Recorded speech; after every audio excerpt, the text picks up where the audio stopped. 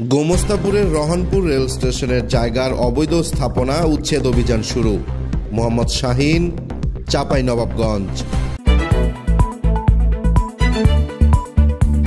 দৈনিক যায় যায় বেলা, সত্যের সন্ধানে সারাক্ষণ।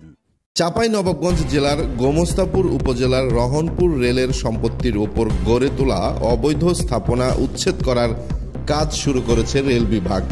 বৃহস্পতিবার দুপুর থেকে সন্ধ্যা পর্যন্ত এ উচ্ছেদ অভিযান পরিচালনা করেন রেলওয়ের পাকশি বিভাগীয় ভূসম্পত্তি কর্মকর্তা আব্দুর রহিম।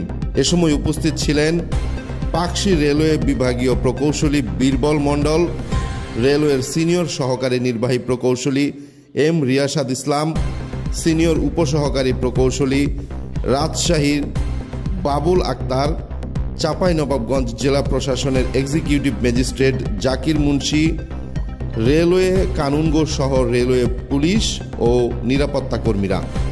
রেলওয়ের পাকশি বিভাগীয় ভূসম্পত্তি কর্মকর্তা আব্দুর রহিম জানান, দীর্ঘদিন ধরে রহনপুর রেল স্টেশনের পাশের এলাকায় রেলওয়ে সম্পত্তির উপর অবৈধভাবে স্থাপনা গড়ে তুলে ব্যবসা বাণিজ্য করে আসছিলেন কতিপয় ব্যক্তি।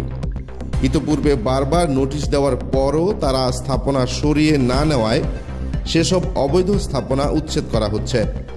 সব অবৈধ স্থাপনা ভেঙে দিয়ে দখলমুক্ত না করা পর্যন্ত এ উচ্ছেদ অভিযান চলবে বলেও জানান তিনি।